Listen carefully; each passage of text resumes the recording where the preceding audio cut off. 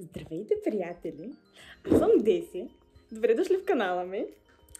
Часът е 12 без 20 преди July Morning. Но ние няма да ходим да посрещаме July Morning. Но току-що ни хрумна, че ще правим едно екстремно импулсивно море. И пак утре ще заминаваме. И в момента си госим багажа. Какво ще кажеш? Аз искам да кажа нещо много мъдро. Правете импулсивни решения, докато сте млади. Защото като станете на 40 или на 30 или на колкото мислите, че вече не сте млади, да ви скимнете в 12 посред нощ, след половин час трябва да си оправите багажа, да го засете в колата, да легнете да спите и след 5 часа да станете и да карате реално от София до един град и от този град до друг град. Защото нямате ключове за апартамента, където ще спите. Да, защото трябва да спите някъде. И да не е в колата. Да, но тук нямате деца, нямате задръжки, заминавате и правите каквото си искате. Правете като нас, отивайте на море. Както никой не ви звъни за работа. И само да вметна, ако някой работодател, примерно като барман или който търси касиер или хамалин, нещо, не, хамалин не ми се занимава. От София? В София, в град София, да, може да ми се обади или да ми пише на имейла долу. Защото си търся работа. Обаче, защото никой не ми звъни и мога да си го позволя да замина деца и искам, защото пък имам пари, събрани. Отиваме на море.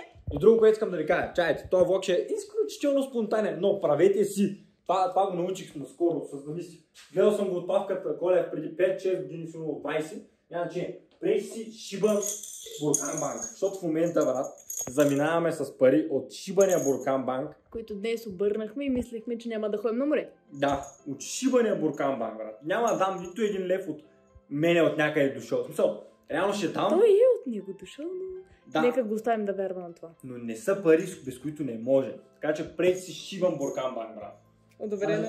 Сега ще ви покажа нещо, се замислих, че днес не ги сложи. Кой до магазина?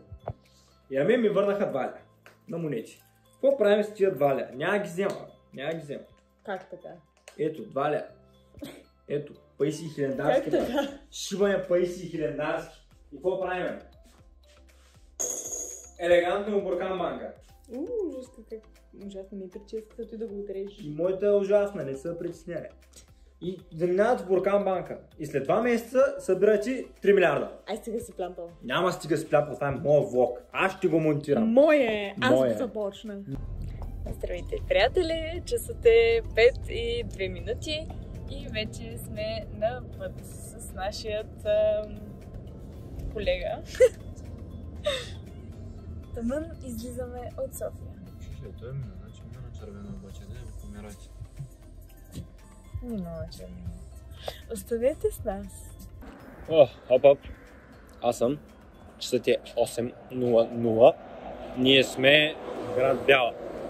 На Ромпер. Малко спрях. Да пикаем. Това е схемата. Аз така не ви разказах какво се случва в момента. Защото тръгнахме в 5 часа сутринта от София. Къде отиваме и къде ще стигнем. Общо взето, това е схемата. Отиваме в Русе в момента. Няма част от Русе. При което вземем и ключове за апартамент във Варна. Отиваме и ще стоим там известно време. Ще се обърна баса, ще съм като пълен идиот. Ще стоим там известно време и ще си печем газа на плажа. Така че, това е бахти и схемата. Да, и това цялото нещо го решихме с нощи в 12 часа, че тръгнем днес. Цяло, сега ще ви кажа просто да се абонирате, да харесате клипа, защото следващите 3 клипа, 4 най-вероятно ще са мръстите бенгари от морето. Така че, ако помните миналото на лятото, ако не ще слова анотации, където тук е така, да видите всъщност какво беше миналото на лятото, защото миналото на лятото видеята гръмнаха, което е много май скефе. И вас най-вероятно много май скефил, но както и да не мога да говоря за вас, мога да говоря за себе си.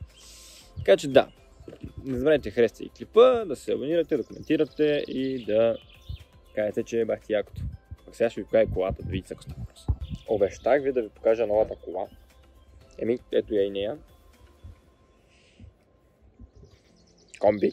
Passat 6 комби. Много яка, много приятна.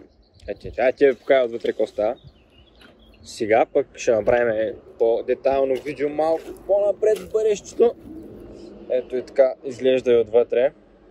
Мултиволанч, мултимедийка. Филма е Чия ръчка. Това не че не ми харесва, но може би предпочитах вече автомат, особено в София, ама каквото е такова е. 6 степенна, между другото, като много киф. И като цяло да. Жената отида да пишувка. Ейте така. Но май падна, не.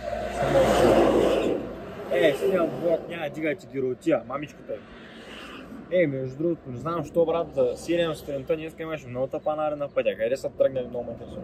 И зато основно румънци, брат, трябва да измислим нещо как да глобите да стигат по-бързо до румънците, защото иначе е атак. Ето и нашата Passenger Princess се завръща. И срали са? Добре. Оп, в Руси сме си, направихме един фреш кът, защото на море без фреш кът не става и сега отиваме да умием колата, после трябва да вземем ключовете и да варим общо. Така че ви вземам с мен да умием колата, драги зрители, защото си трябва, защото е доста мизерна. Опа, гледай от коста. Бомба. Опа. Забравя сме да дигнем чиста. Те не са дигали. И без киф. Чак сега го разбрах. Някога магия става. Тей, сега трябва да пуснем water. Вода, бате, вода. Гледайте какво става тук. Оп. Схема, бате. Так, жетончето. Минута е 20. Почваме са, брат. Water. Пищака. Гледайте сега какво става. Уау. Той ме бахти от ката се на ръка. Ой! Здравейте, приятели! След краткото ни посещение в град Русе, ние се насочваме в 1:15 към град Варна за Моренце. Сме в много лятно настроение. Аз направих нови ногти. Много са готини. Благодаря.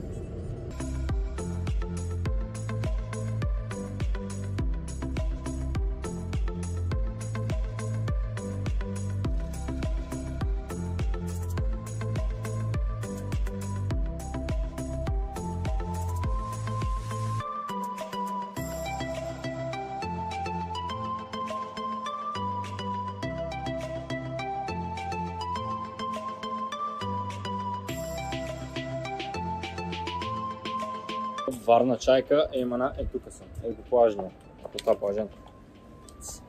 Така вече. Манджа, яш. Не, ще идем на плажа. Да, ще е вече 5. Ние дойдохме в 3. Ама това не е проблем. Защото трябваше все пак да се починим малко, защото колкото и елементарно да изглежда, да тръгнеш в 4 сутринта от София, да минеш през Русе и да стигнеш в крайна сметка до Варна, е малко по-изморително, отколкото си мисли. Нали така? Да. Така че сега отиваме на плаж, да идем на плаж, да закъпим в плаж и те така. Аз само исках да кажа, сме във Варна. Варна ли сме? Не. Къде сме? На Марс.